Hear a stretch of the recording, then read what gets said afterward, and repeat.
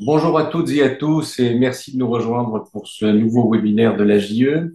Vous le savez maintenant, Nice accueillera du 9 au 13 juin le troisième sommet de l'ONU sur l'océan, l'UNOC 3.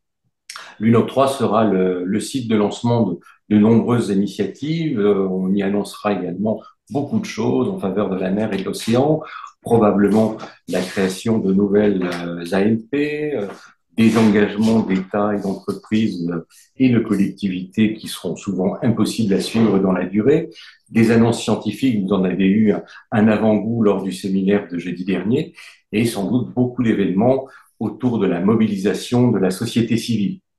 L'une des plus importantes annonces sera sans doute la création du panel international pour la durabilité de l'océan, l'IPOS, dont vous avez sans doute entendu parler ces 2 dernières années. Alors cette IPOS a été incubée par le CNRS et la plateforme Océan Climat.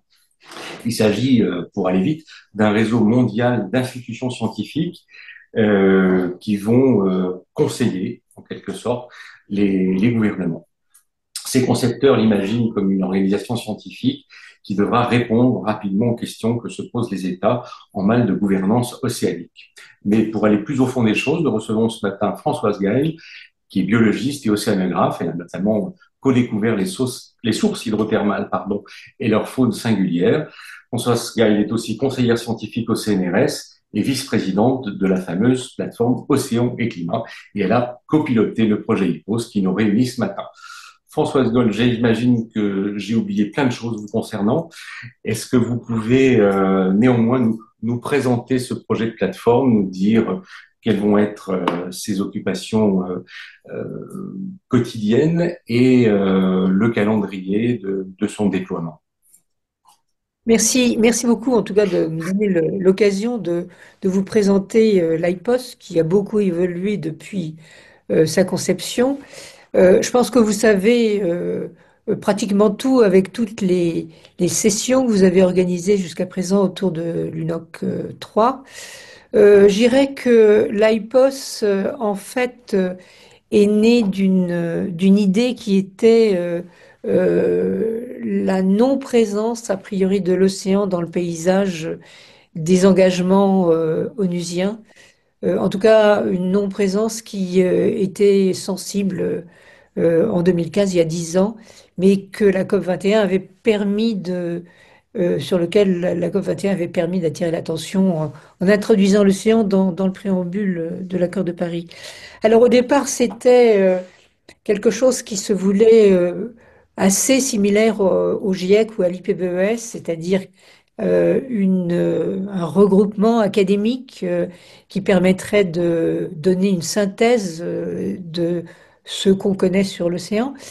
Il existait le World Ocean Assessment que Doualos avait mis en place, mais qui était très très peu connu à ce moment-là et qui nous paraissait, nous, scientifiques, insuffisamment basé sur, je dirais, le bottom-up. C'était très top-down, et c'était quand même une grande division, celle qui s'occupe de la Convention de Montego Bay, qui s'adressait au ministère des Affaires étrangères et qui identifiait les scientifiques en fonction de leur connaissance de ces ministères-là, et pas du tout s'appuyant sur le ministère de la Recherche ou sur les communautés scientifiques. Donc c'était ça le début de la situation. Et puis, il y avait la discussion autour de BBNJ euh, qui nous a amené à faire un séminaire au CNRS sur l'océan bien commun de l'humanité avec Catherine Chabot, puis l'Institut français de la mer, qui regroupait beaucoup d'élus et des scientifiques de toutes les disciplines pour voir un peu le potentiel du concept d'océan bien commun qui pouvait être alternatif à celui de patrimoine commun de l'humanité. Et à la suite de ce séminaire qui a duré 2 ans, il y a eu une publication de Tania Brudé-Rudolph autour de l'océan bien commun de l'humanité qui fitait absolument avec ce qu'on avait commencé à faire. Et donc c'est comme ça qu'on a commencé à travailler ensemble avec une trentaine de scientifiques pour voir un petit peu qui faisait quoi dans le domaine océan du point de vue de la durabilité, du point de vue de l'environnement, du point de vue aussi du climat, etc. Et on a publié un article dans une des revues de nature à ce sujet-là. À la suite de ça, il y a eu une dynamique qui s'en est, qui a été développée autour des événements qu'on a réalisés à Monaco, à la Monaco Ocean Week surtout. Et l'idée, c'était de rapprocher la science du politique, parce qu'on trouvait que, bon, faire des synthèses scientifiques, c'était extrêmement important, mais que le passage à l'action restait quand même un peu déficitaire, et qu'il y avait une urgence océanique qui nécessitait de regarder justement du côté de l'action concrète et de la mise en place d'actions concrètes. Donc cette histoire de rapport science-politique, c'est autour de ce nœud-là que nous avons évolué. Et après les discussions qu'on a eues avec l'ensemble des organisations onusiennes qui s'occupent de l'océan, puisque vous savez que l'océan, au niveau des Nations Unies, est traité par tranches, comme un saucisson, puisque vous avez, par exemple, ceux qui s'occupent, l'AMO, du transport maritime à la surface de l'océan, ceux qui s'occupent des zones économiques exclusives, qui sont les États qui ont préempté les bords de l'océan. Il y a également l'AIFM qui s'occupe des grands fonds océaniques pour les ressources minérales, et puis les organisations régionales pour les pêcheurs. Et finalement, cette coexistence comme ça entraîne une difficulté pour avoir une gouvernance, disons, globale. Et cette difficulté, on s'y est collé. Et finalement, la notion à laquelle nous sommes arrivés, nous, autour d'une coalition d'institutions scientifiques dont il a été question tout à l'heure, c'est de voir comment concrètement cette plateforme pouvait faciliter l'accélération de la mise en place de l'action.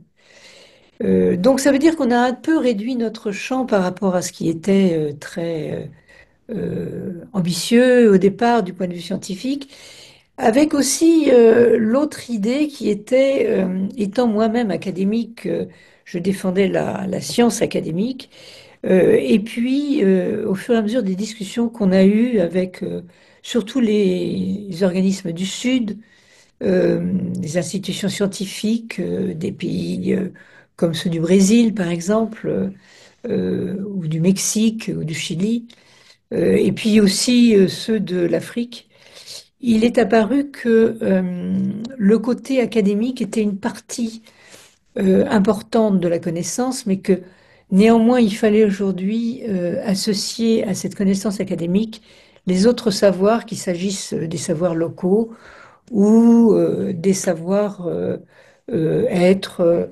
Donc, c'est-à-dire essayer d'ouvrir cette connaissance à une espèce de co-construction des savoirs pour pouvoir agir. Ce qui est je pense, un des grands défis que nous aurons à avoir dans l'avenir. Et donc, on a un peu, à partir de ça, discuté avec les États. On a fait des consultations de tous les acteurs océans. Et l'Europe a été, nous a soutenus. On a eu un programme européen.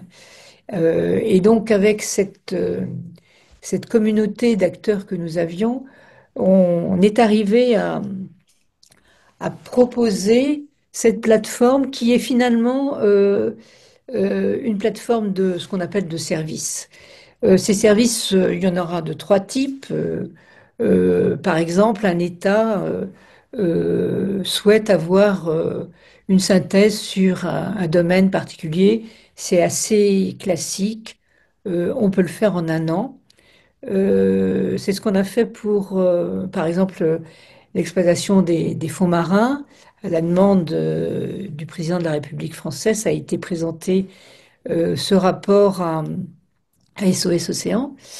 Donc c'est un travail assez classique qu'on a commencé à faire et qu'on a rendu, mais avec un complément qui est, on est en ce moment en train de partager avec d'autres acteurs euh, le contenu de ce rapport, compte tenu aussi de ce que Trump a annoncé récemment et qui accélère un peu la manière dont on doit regarder ce domaine. Le deuxième type de service est quelque chose qui est beaucoup demandé par les pays du Sud, qui sont des réponses rapides à- qui sont importants pour ces États à deux niveaux.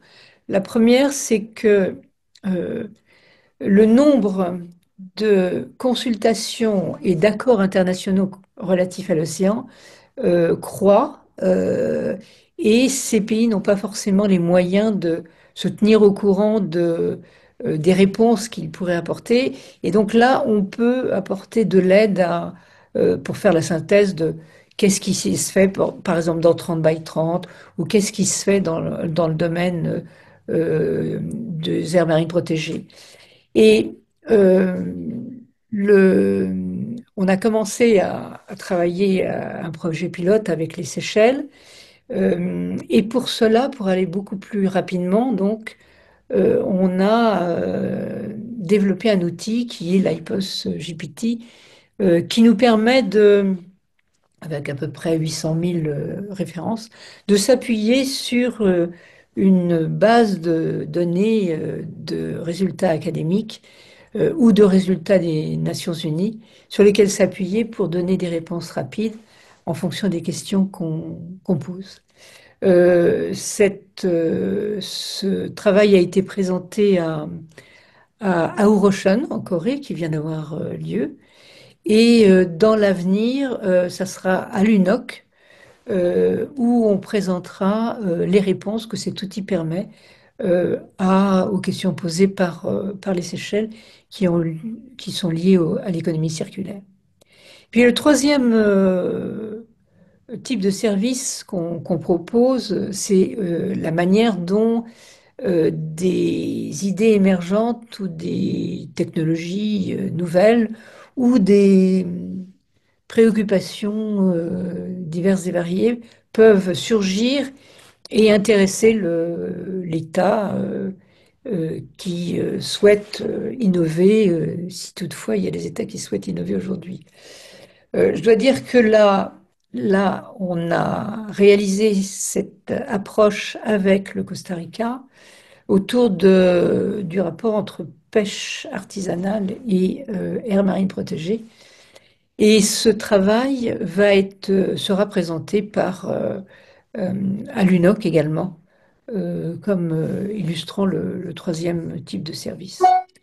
Alors aujourd'hui, où est-ce qu'on nous en sommes? On a une coalition, on s'appuie sur une coalition de près de 60 institutions internationales euh, distribuées dans le monde entier, avec évidemment un noyau dur au niveau européen, qui nous paraît aujourd'hui très important, justement par rapport aux attaques qu'il peut y avoir concernant la recherche scientifique. Du point de vue des États, on a encore, on a je dirais, l'engagement de 5 pays, mais on en attend d'autres. Du point de vue de la société civile, on travaille surtout avec l'UICN et Future Earth actuellement. Et puis, nous souhaitons que cette plateforme soit adossée à la décennie des sciences de l'océan, à l'IOC, ce qui devrait être réalisé à l'UNOC en juin prochain. Euh, on discute également avec les autres organisations onusiennes qui sont le PNUE, Doualos ou le GESOM par exemple. Dans l'avenir, le problème que nous avons est surtout le financement, puisque pour faire vivre ce type de plateforme, il faut à peu près avoir 2,5 millions par an, si on veut être adossé avec la COI, la Commission océanographique intergouvernementale. Voilà, c'était les choses principales que je souhaitais vous présenter aujourd'hui. Et puis, je suis disponible pour répondre à toutes vos questions. Merci Françoise Gall. Moi, j'avais une première question qui va ouvrir la séance des questions-réponses. Selon vous, pourquoi l'océan n'a pas été pris en compte plus en amont? Vous parliez de 2015 et de la COP 21. Qu'est-ce qui fait qu'on a oublié 70% de la surface de la planète pendant autant de décennies? Parce qu'elle n'est pas habitée. Les humains ne vivent pas sur l'océan. Il n'y a que les marins qui sont sur l'océan ou dans l'océan. Et à cet égard, donc, l'océan est très très loin et on a une pensée qui est très terrienne, continentale. Et donc, je pense que l'important avec ce qu'a développé la décennie des sciences de l'océan sur l'ocean literacy, c'est essayer aussi de transformer l'imaginaire et la représentation humaine pour introduire du marin dans cette représentation. Je pense que c'est ça aussi que on souhaite pousser, c'est-à-dire que si on regarde ce qui va se passer demain, l'océan est le dernier espace naturel. Il risque d'être embolisé par l'ensemble des usages potentiels que l'espèce humaine pourra y développer. Et donc, il y a un enjeu aussi pour essayer de réguler cet accès et penser peut-être à un usage de l'océan qui soit différent de celui que on risque d'avoir. Vous parliez tout à l'heure d'un budget estimatif de 2,5 millions d'euros par an. Est-ce que ce budget est au moins bouclé pour la première année de fonctionnement? Comment envisagez-vous de pérenniser votre financement? Je pense qu'on ne pourra pas le pérenniser indépendamment de financement public.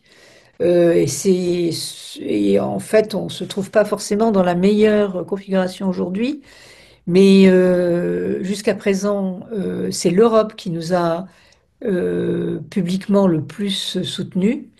Et sinon, c'est beaucoup je dirais, des engagements privés, financiers privés, qui nous ont permis de nous développer. Pour l'avenir, bon, on souhaiterait fortement que la France puisse participer à ce financement. C'est quelque chose qui est en train d'être discuté et négocié, je dirais, au plus haut niveau. Nous verrons dans les mois qui viennent. Euh, je sais que pour arriver à faire vivre ce genre de structure au niveau onusien, il faut quand même du temps. On a commencé il y a 4 ans, 3 ans, disons. Donc, je pense que ce qu'on peut imaginer, c'est avoir pendant 2 ans une période expérimentale de démonstration de l'efficacité de ce type de plateforme pour attirer des financements et qui soient publics, qui soient plus nombreux.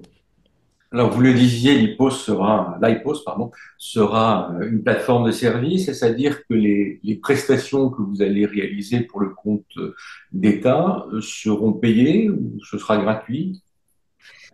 Non, ce qu'on souhaiterait, c'est justement que ce soit gratuit, en tout cas pour les pays du Sud, et que il puisse y avoir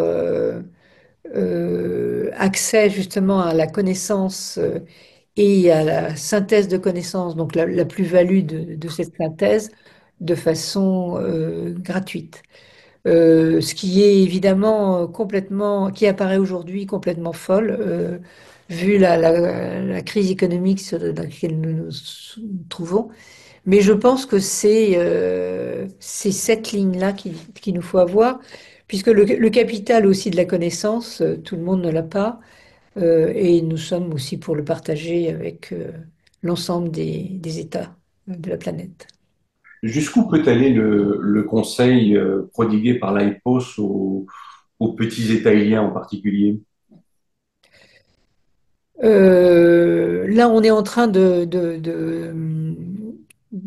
concrètement de voir qu'est-ce qu'on peut faire, mais Par exemple, pour le rapport air marine protégée, petite pêche artisanale, il y a des recommandations qui seront présentées et qui seront discutées par l'État costaricien.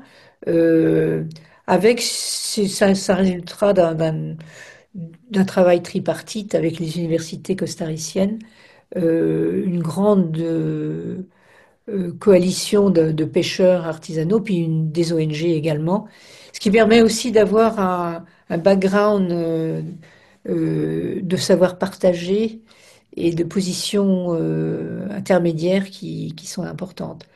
Donc ça sera plus des recommandations ou des propositions, disons, à l'État lui-même. Pour le Seychelles, on est en train de travailler dessus. Je pense que ça va être extrêmement intéressant parce que euh, en fait, c'est expérimental ce qu'on fait.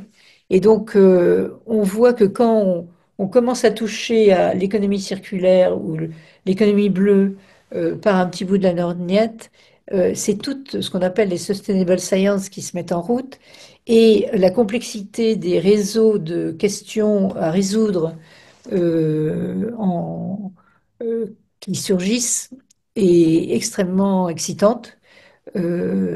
Et pour l'instant, ben, je pense qu'on le saura en juin. Y a-t-il des thématiques sur lesquelles l'IPOS refusera par éthique ou par manque de capacité de travailler? Oui, on veut être transparent. On sera, par exemple, enfin, pour les financements, par exemple, nos financements seront transparents, donc déjà. Et puis, on fera, on aura un knowledge committee, ce qu'on appelle pas un conseil scientifique, mais un knowledge committee, un, un comité de la connaissance, des connaissances, qui permettra de discuter de la pertinence ou de la dangerosité de certains sujets qui pourraient être proposés. Euh, oui, on aura une gouvernance qui sera là pour calibrer un peu nos décisions et nos choix. Une question de Caroline de Mallet du Figaro. Oui, bonjour. Euh, Bonjour. Merci pour ces explications. Est-ce que la pêche sera au cœur de vos travaux? Oui, nous comptons également avoir un secteur pêche important. D'ailleurs, puisque un de nos projets pilotes, c'est la petite pêche artisanale au Costa Rica. Donc, et là, nous sommes en train de faire une coopération pour essayer de connecter le côté, je dirais, costaricien avec le côté régional européen. Nous avons un projet avec l'Institut océanographique Paul Ricard et l'Université de Nice pour voir en quoi ce que nous faisons avec les pêcheurs costariciens peut ou non servir et comment la manière dont la pêche artisanale dans la région méditerranéenne peut être mise en place. Donc ça, c'est des choses qui pour nous, sont importantes. Je pense c'est d'autant plus important que on est vraiment, on ne souhaite pas pour l'instant en tout cas toucher à ce qui est la pêche industrielle, qui est au-delà de ce qu'on pourrait faire. Ah, d'accord. Ça, en revanche, c'est exclu. Non, on ne l'exclut pas, mais disons D'accord. qu'il y a pour nous, pour l'instant, c'est vraiment le côté local qui nous Hmm, intéresse. hmm. C'est-à-dire, en fait, cette difficulté qu'il y a, puisque l'océan est global, mais finalement, les solutions sont locales. Et donc, cette tension entre la généralisation au niveau des Nations Unies et puis l'actualisation au niveau local, nous paraît être ce qui manque aujourd'hui, c'est-à-dire quoi faire vraiment concrètement dans un contexte qui est spécifique. Et on a commencé à travailler justement avec l'Université de Nice et puis l'Institut Paul Ricard, là, pour voir un petit peu quels étaient les traits euh, comparable ou pas. Et ça sera aussi présenté à l'UNOC, ce travail. D'accord, merci.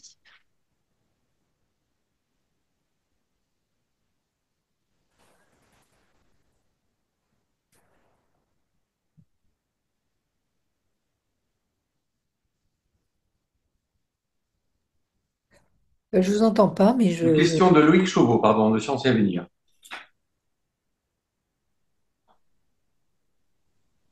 Bon, ça ne marche pas non plus. Pascal Verdeau, vous aviez une question? Là, vous m'entendez? Oui, Oui, Loïc, mais c'est haché. Là, on t'entend plus. Problème de micro. le micro est fermé. Est-ce que tu veux pas l'écrire et je la lirai? Ce sera peut-être plus simple.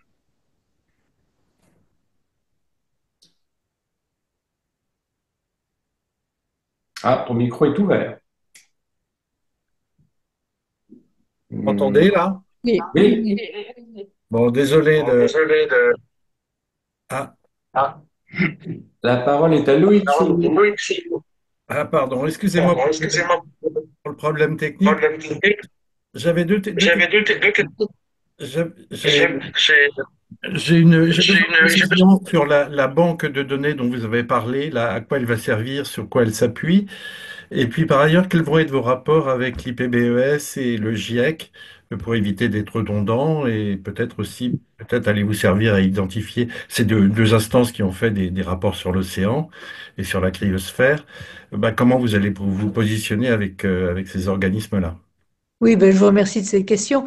Oui, bien sûr, en fait, on est très complémentaires, c'est-à-dire que on s'appuie sur ce que font et le GIEC et l'IPBES et le World Ocean Assessment d'ailleurs, pour aussi puiser dans le travail qui est réalisé par ces grandes institutions, de quoi alimenter les réponses que nous allons faire.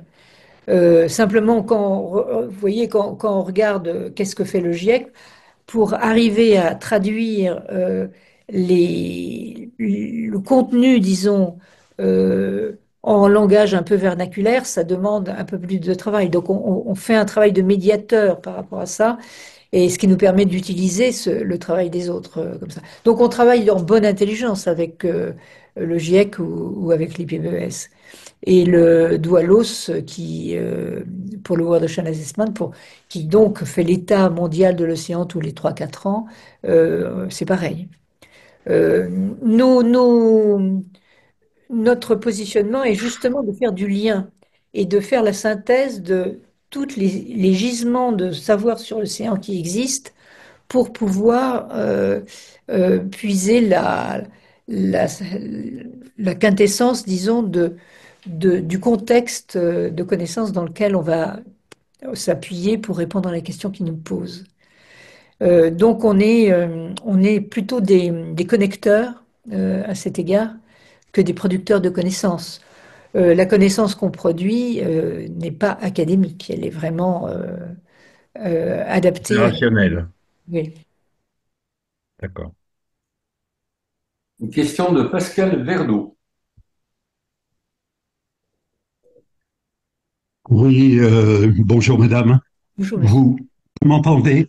Oui, Oui, je voulais rebondir sur ce que vous disiez en préambule, c'est-à-dire à l'idée d'associer d'autres savoirs, et notamment des savoirs autochtones, à côté du savoir académique. Je ne sais pas si vous avez entendu parler de cette initiative menée par l'Université de Brest. C'est une chercheuse qui a obtenu d'ailleurs qui est lauréate d'une bourse européenne, Géraldine Leroux, pour un projet. Alors le projet, l'acronyme c'est OSPAPIC. OSPAPIC, ça veut dire pollution des océans et de l'espace, pratique artistique et savoir autochtone. Et l'idée, à travers une équipe de chercheurs, vous avez des chercheurs en sciences sociales, en philosophie, en anthropologie, c'est de mobiliser justement la mémoire de peuples autochtones dans le Pacifique Sud pour répondre aux crises environnementale. Pour être très précis, euh, elle a travaillé notamment sur les déchets plastiques, le fameux septième continent, avec l'idée de regarder ces déchets et comment dire, de les considérer comme des matériaux artistiques, ce qui suppose, sur le plan de la démarche scientifique, de comprendre les processus de dégradation des déchets, mais aussi de développer une prise de conscience, si j'ose dire, du grand public.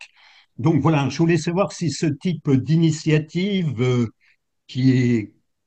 combine à la fois la société civile et la recherche peut rentrer dans le cadre de votre plateforme.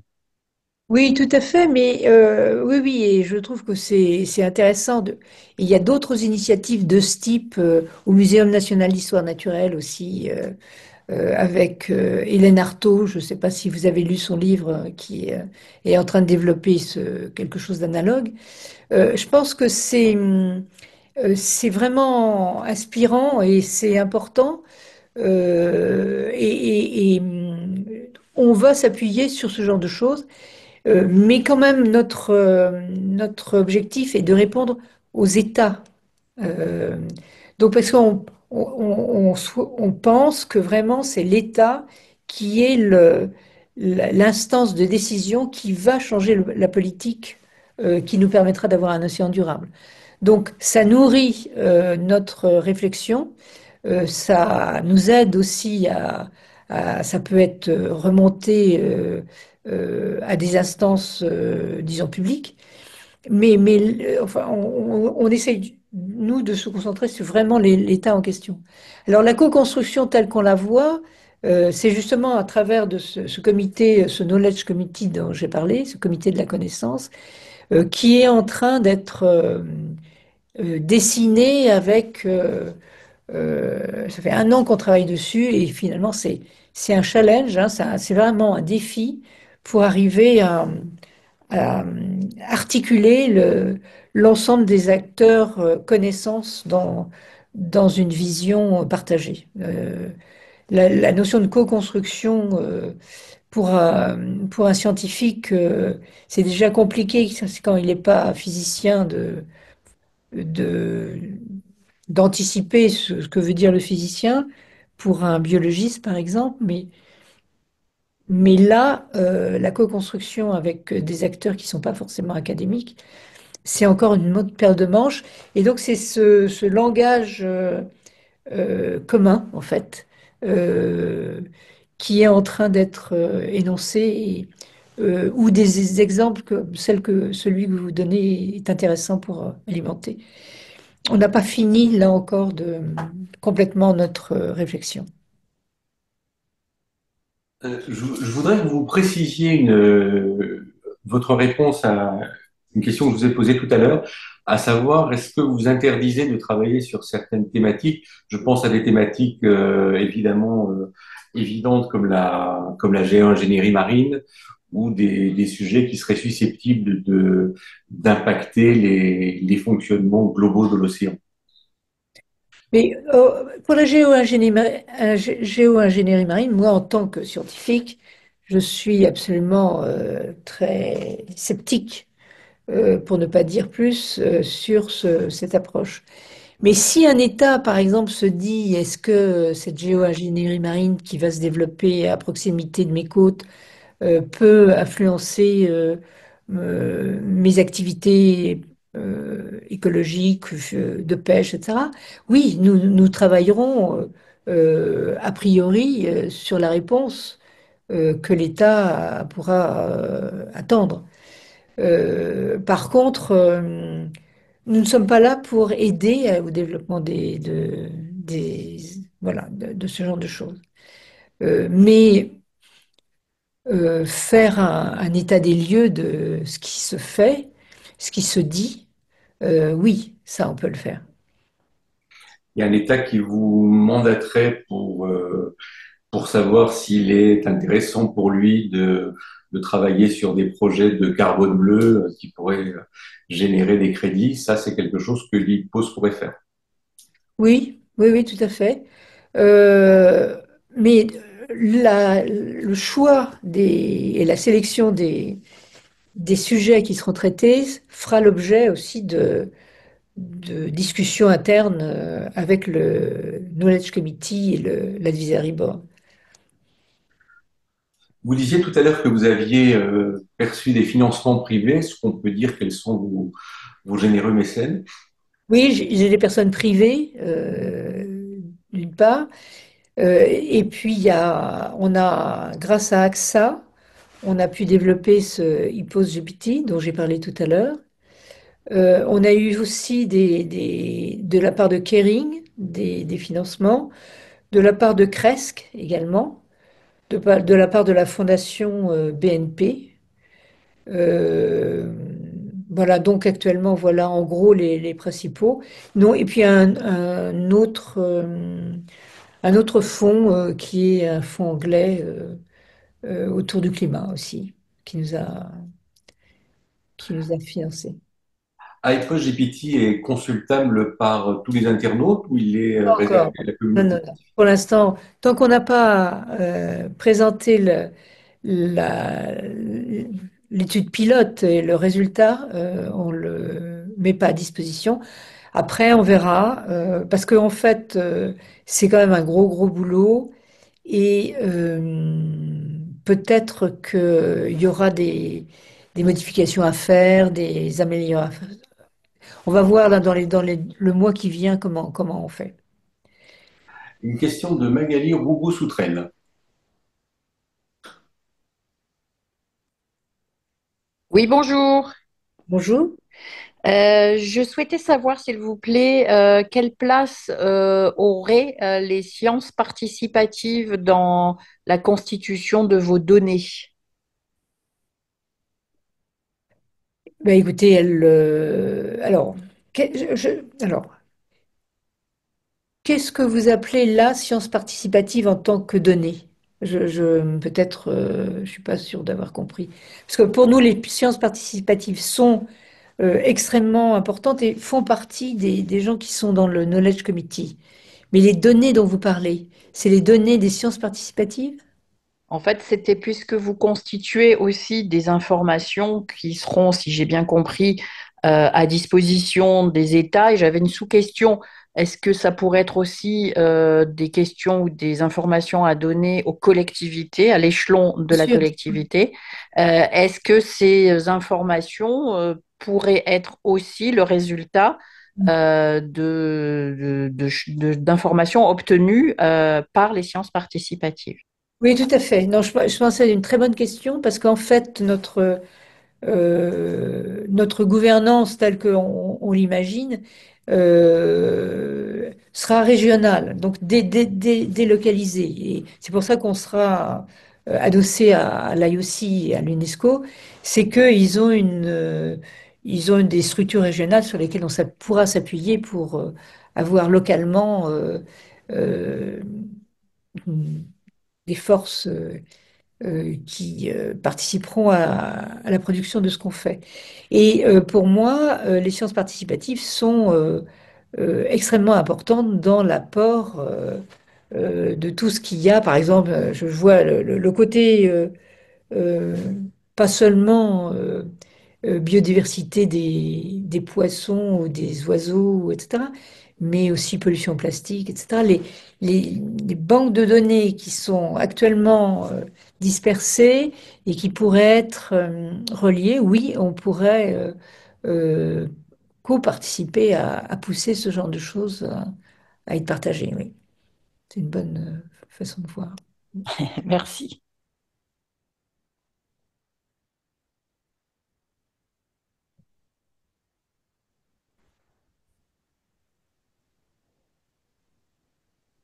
Une question de Caroline Marie, pardon.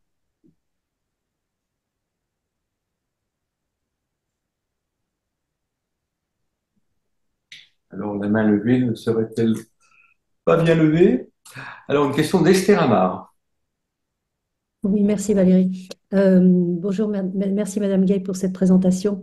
Vous évoquiez une IPOS GPT, c'est vraiment son nom ou c'est une façon de nommer l'IA de IPOS? Et si vraiment c'est GPT, cela voudrait dire que vous travaillez en collaboration avec OpenAI?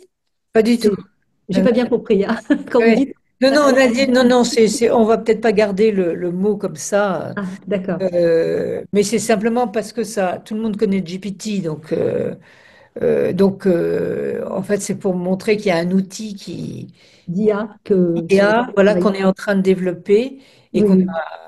qu'on est en train d'utiliser pour montrer l'efficacité.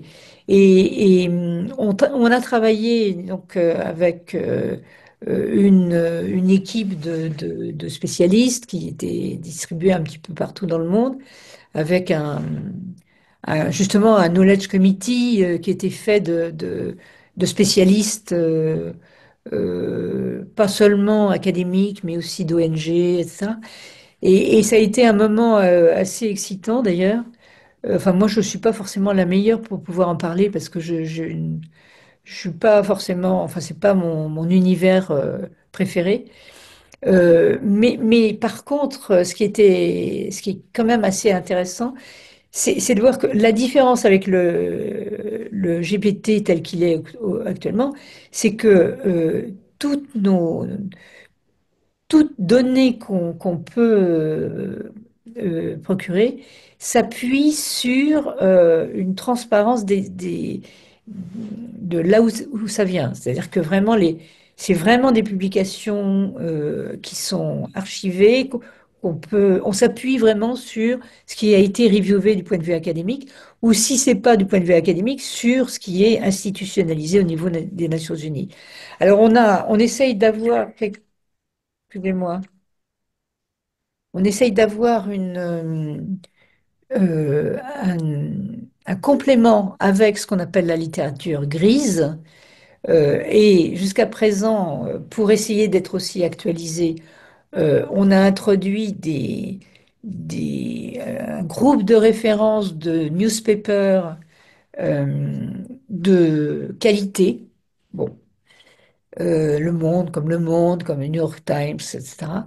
Pour essayer aussi d'avoir une actualisation des questions posées actuellement dans le monde. Euh, mais en tout cas, ça, c'est vraiment quelque chose qui est transparent. Voilà. Quand on ne sait pas, quand vraiment, c'est pour ça que s'il y a une question à laquelle on ne peut pas répondre, on dit on ne peut pas répondre. C'est pas le contraire. GPT, il a toujours une réponse dans la manche, hein, même si c'est faux. Tout à fait. C'était un peu la question que je me posais, comment vous allez faire sinon pour les biais, pour les références qui sont parfois fausses, hein, ça peut arriver quand on interroge l'IA, mais vous m'avez répondu. Je vous remercie beaucoup. Je vous en prie. Vous disiez tout à l'heure, Françoise Guel, que vous aviez déjà travaillé, enfin que l'IPOS avait déjà travaillé pour des États. Vous avez mentionné le Costa Rica. Y a-t-il eu d'autres expérimentations et est-ce que vous pouvez nous les évoquer succinctement? Alors, moi, je dirais, on n'a pas travaillé pour le Costa Rica, on travaille pour les Seychelles. Et le Costa Rica fait partie de ce service qu'on a qui est de montrer à l'État, voilà les questions que se posent pour la pêche les artisans de la côte est, de la côte ouest, et les scientifiques, comment designer les aires marines protégées avec un partage des accords entre tous les acteurs. Et le Costa Rica nous a, la semaine dernière, envoyé une lettre de soutien en disant que, pour porter l'IPOS, en disant que c'était quelque chose qui était vraiment d'un intérêt conséquent. Question de Dominique Martin-Ferrari. Oui, j'aurais, bonjour. Merci de cette intervention. J'ai une question sur l'outre-mer. Quand vous avez parlé de la pêche tout à l'heure, vous avez bien fait la différence entre pêche artisanale et pêche industrielle. Je voudrais évoquer les DOM notamment, et on n'arrive pas, par exemple, sur la Guyane, on a tout à fait une pêche illégale qui est à la fois liée à une pêche industrielle et qui atteint la pêche artisanale. Donc là, on a un mélange un peu des deux. Comment allez-vous faire? Et ma question en plus porte davantage sur les dom-toms en général, dont l'État reste la France, hein. Et comment vous adressez-vous donc et comment prenez-vous en compte tous les problèmes des dom-toms qui sont finalement tous des problèmes un peu vernaculaires? Vous avez tout à fait raison. Alors là, moi, je dirais qu'on n'a pas de réponse à ce sujet et que on n'a pas eu de demande de la France concrète ces derniers mois. Par contre, c'est une question qui se pose. Euh, Ça pourrait être un projet qui pourrait être financé peut-être dans l'année prochaine, après l'UNOC, ou proposé à l'UNOC comme important. Moi, je pensais, vous avez tout à fait raison pour la Guyane, mais c'est un travail aussi diplomatique assez important. Je pensais à quelque chose de beaucoup plus simple, qui était déjà la légine, par exemple. Euh, La Réunion? ouais, parce que pour moi, c'est bon, c'est très touchy, quoi. Donc, mais on ne travaillera pas là-dessus si on ne nous demande pas de travailler. Mais comment les autres États peuvent considérer votre légitimité si, émanant d'une source d'État français, les propositions faites à l'UNOC viennent, finalement, ne sont même pas prises en considération par l'État qui est l'État référent? Oui, oui, oui, je comprends, mais si on est une plateforme internationale, pour l'instant, en tout cas, c'est surtout l'Europe qui nous finance, c'est pas l'État français. Donc, ce qu'on souhaite, c'est que l'État français porte et montre l'exemple, simplement en finançant au départ, mais on n'a pas vocation à être simplement français comme plateforme. Ça a été c'est vraiment quelque chose qui est, je dirais, euh, puisque finalement les co-leads de l'IPOS, c'est moi. Alors c'est vrai que je suis française, et puis Tania Brody-Rudolph qui est d'Afrique du Sud. Et l'Europe le voit comme un outil qui serait adossé aussi à l'IOC, donc c'est-à-dire aux Nations Unies, et où il n'y aurait pas forcément un État seulement qui serait en charge de la chose, mais un groupe d'États. Bien sûr. Une question de Pascal Verdeau.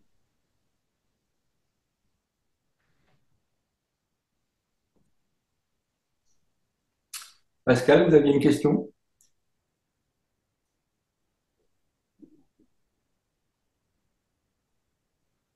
Bon. Bon, alors on va. Je vais lire la question de Caroline Marie qui n'a pas son, qui a des problèmes avec son micro. Je souhaiterais savoir si cette plateforme peut être saisie par les populations locales ou autochtones en difficulté avec leur État. Est-ce qu'elle pourrait être un médiateur? Exemple, en Nouvelle-Calédonie, je suppose, la France a refusé que les îles Loyauté donnent une personnalité juridique aux tortues et aux requins. Est-ce que les îles Loyauté pourraient saisir l'IPOS comme médiateur? Oui, tout à fait. Là, on a eu le gouvernement calédonien qui nous a proposé enfin, qui nous, enfin, support letter. Et oui, oui, je pense qu'on peut jouer un rôle de médiateur dans ces cas-là, simplement en illustrant les choses et en attirant l'attention sur le cas. Ça rentre dans la troisième type de service dont j'ai parlé, c'est-à-dire faire remonter, faire émerger des questions pertinentes, nouvelles, d'importance, des hot topics, etc. Oui, tout à fait. Autre question d'Esther Hamard. Oui, merci. Excusez-moi. Alors, vous avez, IPO, c'est très, très, très ambitieux. Il veut fournir des services en temps réel, j'imagine, donc aux États ou j'imagine à d'autres organismes. Il faut pouvoir aussi accéder à des données spatiales très actualisées pour fournir ce genre de service. Est-ce que iSpace coopère avec des agences spatiales? Un représentant du CNES, par exemple, a évoqué récemment l'alliance Space for Ocean. Comment est-ce que vous coopérez dans ces domaines? Ben, on est cofondateur de cette alliance. Enfin, on a participé à la création de l'alliance Space for Ocean. Euh, Mhm. donc, on est en contact avec eux. C'est-à-dire, ça revient à ce que j'ai dit tout à l'heure. C'est-à-dire, on s'appuie sur ceux qui ont les données ou qui les synthétisent pour en faire, nous, un autre, utiliser déjà cette première synthèse pour donner le partage de la connaissance. Et puis, de voir comment cette connaissance peut être, avoir une action concrète.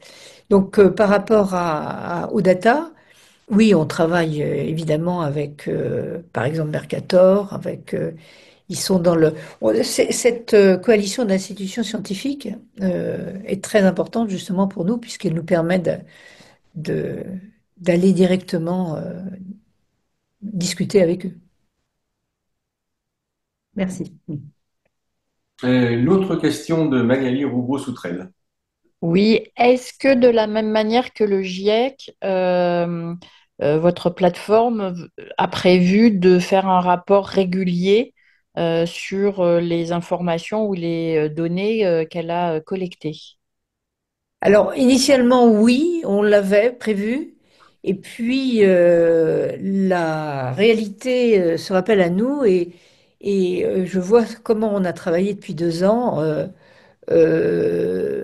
Bon, euh, ça, c'est possible si on a une demande, mais sinon, on ne va pas y arriver du point de vue temps, financement, etc.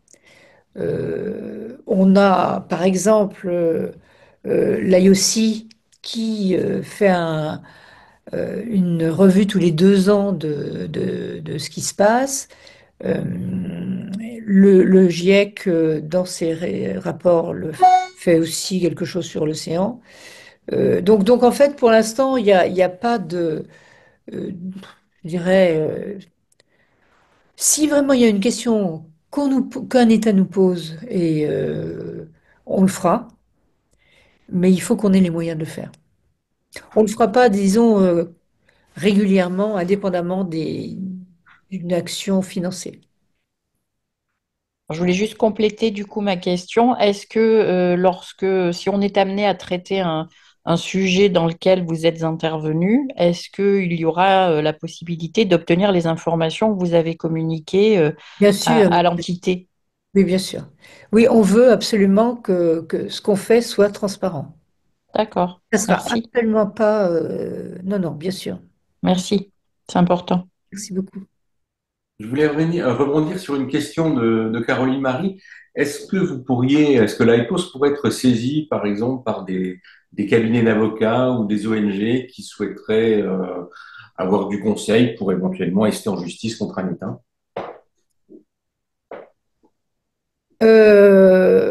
Pour l'instant, non, pas du tout. C'est vraiment, on essaye de rester au niveau des États et de faire que le travail qu'on souhaite faire soit au niveau décisionnaire des États. Autant on veut pouvoir satisfaire les populations locales, les choses comme ça, pour faire remonter au niveau de l'État, mais en tant que bon, cause cabinet d'avocats, non, ça ne sera pas notre truc. Y a-t-il d'autres questions? Oui. Autre question de Caroline Marie que je vais lire. Est-ce que les questions relatives aux littoraux sont traitées par la plateforme? Jusqu'où s'étend l'IPOS? Et donc les questions relatives à l'adaptation à la montée des eaux.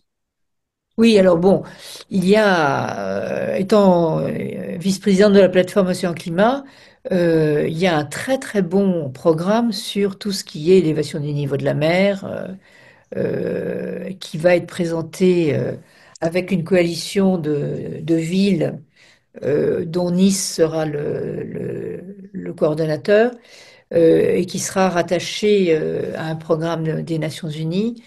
Donc, ça sera traité. Par contre, euh, la différence entre ce qu'on fera par rapport à ça et ce que ce projet présente, c'est plus des recommandations générales de l'ensemble des villes portuaires ou des territoires littoraux que des solutions concrètes que on pourrait proposer dans un cadre précis avec un État précis.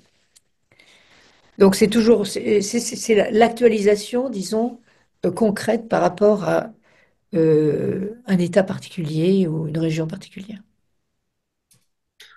Peut-être une question en guise de conclusion, s'il n'y a pas d'autres questions ou remarques. Qu'attendez-vous finalement de l'UNOC? Quelles sont les avancées que vous espérez à l'issue de cette petite semaine de sommet onusien? Alors, moi, je pense qu'il y a pas mal de choses qu'on attend. D'abord, c'est l'importance de la démarche qui consiste à s'appuyer sur la connaissance scientifique. Et dans cette période, je pense que c'est quelque chose de très important. Et je pense qu'il va y avoir des annonces dans ce domaine pour la recherche scientifique sur l'océan. Donc ça, c'est quelque chose de formidable. La deuxième chose, c'est que j'attends aussi de savoir si la France va être en mesure de faire évoluer la question des aires marines protégées, qui, comme vous le savez, pour nous, a toujours été un petit peu difficile par rapport à cette notion de haute protection ou de négociation avec les pêcheurs. Je pense qu'il va y avoir aussi une évolution. Et puis, l'autre question, c'est la pêche. La pêche reste quand même un des grands problèmes pour l'océan qui est ouvert, où les subventions accordées à une pêche non durable sont considérables et relativement dommageables pour l'environnement. Et donc, s'attaquer à ce genre de choses, c'est aussi un attendu, pas seulement pour la France, mais pour l'ensemble des Nations Unies. Là, ça sera quelque chose d'important. Et puis après, il y a des choses qui sont plus, euh, je dirais, innovantes, mais qui concernent également la biodiversité et le climat. C'est les problèmes de financiarisation de l'accès à un espace naturel. Je pense que ça peut venir de la société civile. C'est extrêmement important. On a, en tout cas c'est mon expérience depuis 3 ans, on a vraiment une dérive entre le nord et le sud par rapport à la manière de gérer les choses qui vient du fait qu'on a un capital de connaissances et de technologie et de finances qui est déséquilibré alors que cet océan avec BBNJ j'espère, et quand même appartient à tout le monde. Donc, est-ce qu'on arrivera à avoir 60 pays pour BBNJ? C'est ça que j'espère beaucoup. Euh, j'espère que ça sera aussi un des grands résultats de cette UNOC. Et puis, il faut quand même se rappeler que euh, bon, la connaissance, c'est une chose, mais vraiment, arriver à faire, c'est vraiment aussi important. Et c'est pour ça que l'IPOS, j'espère, va pouvoir être annoncé aussi à l'UNOC. Merci Françoise Gay pour cette conclusion optimiste. Longue vie et bon vent à l'IPOS. Merci à toutes et à tous. Donc vous pourrez, pour certains d'entre vous, vous retrouver à Nice. Pour d'autres, certainement en visio. Bonne fin de journée à vous. Merci. Merci beaucoup. Et Merci à tous et à toutes. Merci Au et revoir. bonne journée. Merci. Au revoir.